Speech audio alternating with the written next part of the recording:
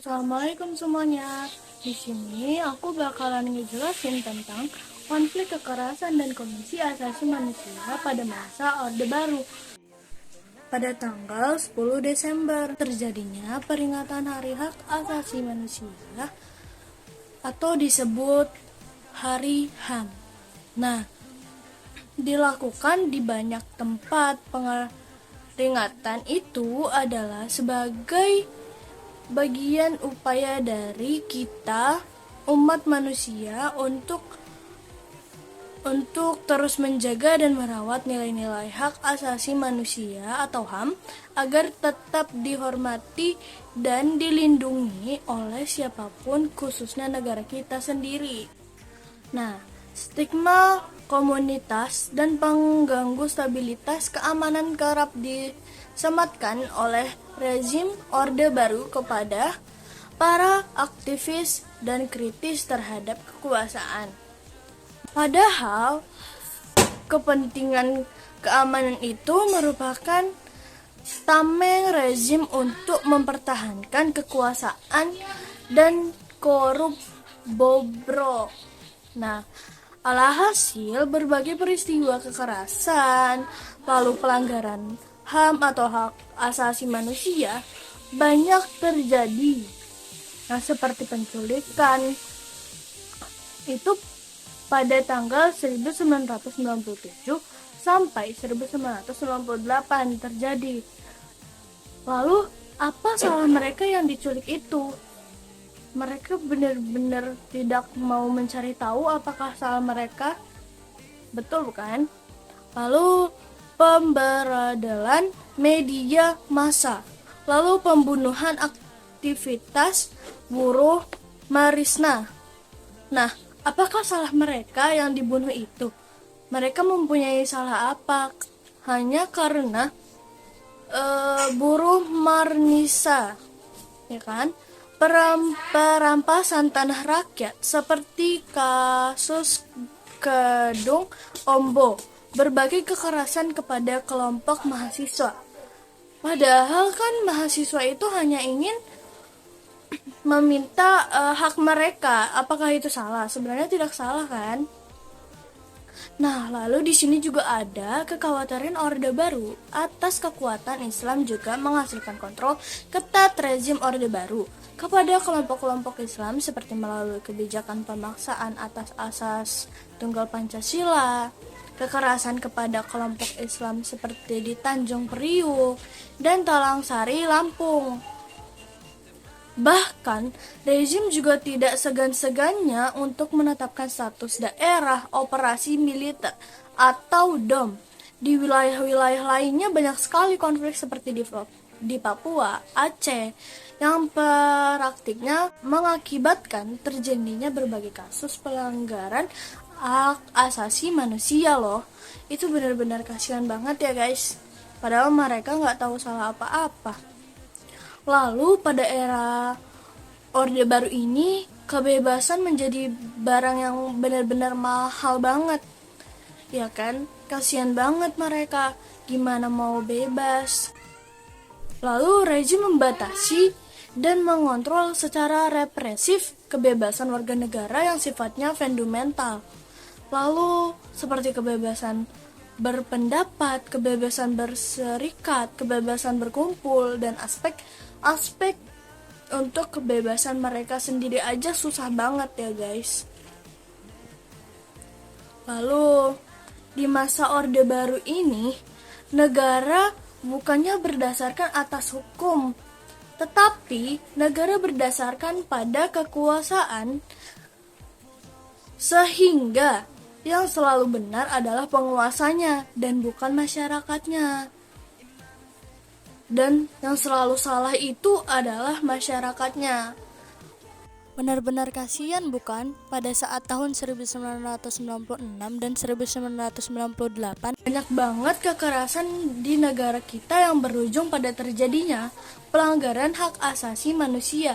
Seringkali terjadi pada masa era Orba. Sayangnya, setiap rezim pemerintahan yang berkuasa pada masa reformasi tidak pernah berkunjungnya datang penyelesaian kasus hak pelanggaran asasi manusia.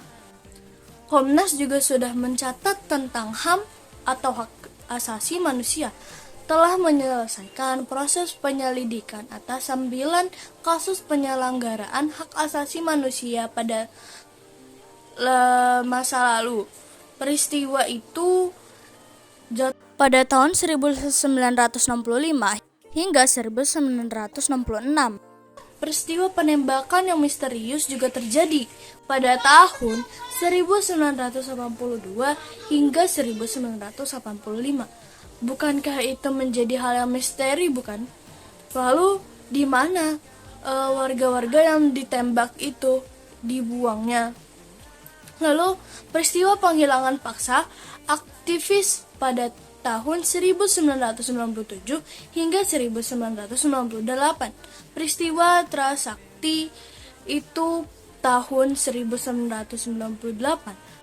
Selain itu juga pada tahun 2017 sampai 2018, Komnas Hak Asasi Manusia juga telah menyerahkan berkas kasus pelanggaran berat hak asasi manusia di Aceh kepada Kejaksaan Agung. Namun demikian juga banyak sekali proses penyelesaian berbagai kasus ini mengalami stagnasi di tangan Kejaksaan Agung yang tidak memiliki sama sekali komitmen politik untuk menindaklanjutinya hasil penyelidikan Komnas Hak Asasi Manusia. Dalam imajinasi kita juga bisa berpikir, sungguh sulit dibayangkan sebuah kejahatan yang terus-menerus terjadi, yang tidak hanya menodai, tetapi juga banyak sekali yang menyerang martabat kemanusiaan. Itu juga sangat tidak pantas membuat pemerintah untuk bergeming sama sekali untuk menyelesaikan semua masalah yang telah terjadi. Banyak sekali yang sudah terjadi di masa lalu, seperti penculikan, penyiksaan, pembunuhan yang telah terjadi. Bagian dari praktik kekuasaan yang terjadi di masa lalu, menjadi noda hitam yang terus-menerus yang telah ditutupi oleh negara kita sendiri. Impunitas telah menjadi bagian dari wajah hukum kita di negara. Pelaku kejahatan hak asasi manusia mengalami kekebalan di hadapan hukum, lalu menjadi penyelidikan oleh lembaga Komnas Hak Asasi Manusia hanya menghasilkan sebuah berkas laporan yang tidak pernah sama sekali ditindaklanjuti oleh negara kita. Jaksa Agung juga seolah-olah menjadi penentu kebenaran atas kejahatan hak asasi manusia, sehingga sesempurna apakah apapun berkas laporan hasil penyelidikan Komnas Hak Asasi Manusia tetap dianggap belum lengkap oleh Kejaksaan Agung. Banyak sekali hambatan yang ada di kejaksaan itu yang disebabkan oleh ketidakadaannya kemauan ataupun keberanian politik presiden selama ini. Lebih dari itu juga, penyelesaian kasus penyelenggaraan hak asasi manusia telah masuk ke dalam ruang politik transaksional.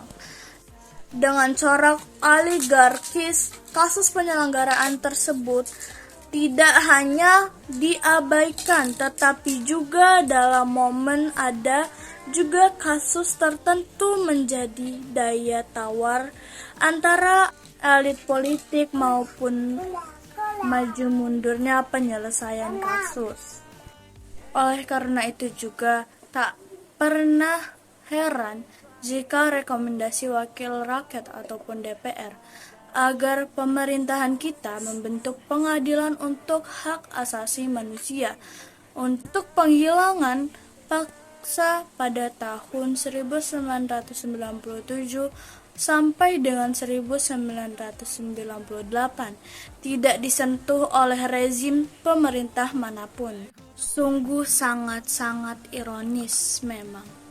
Di alam demokrasi yang sejatinya mewajibkan kepada seluruh negara untuk memenuhi hak asasi manusia ataupun hak asasi warganya, kita masih terus-menerus mendengar suara korban di depan istana negara, bukan?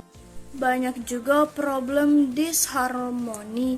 Peraturan perundang-undangan memang menjadi masalah utama dalam politik legislasi era reformasi, yang hasilnya ada undang-undang yang menjamin hak asasi, tetapi ada juga undang-undang lain yang sebaliknya justru mengancam dan membatasi kebebasan dan hak asasi manusia, seperti Undang-Undang MD3, Undang-Undang tentang Ormas, Undang-Undang ITE, Undang-Undang tentang Penanganan Konflik Sosial, serta sejumlah kebijakan pemerintah lainnya dalam konteks keberagaman, seperti SKB 3 Menteri tentang Ahmadiyah, yang makin meluasnya aturan hukum yang mencantumkan ancaman hukuman mati.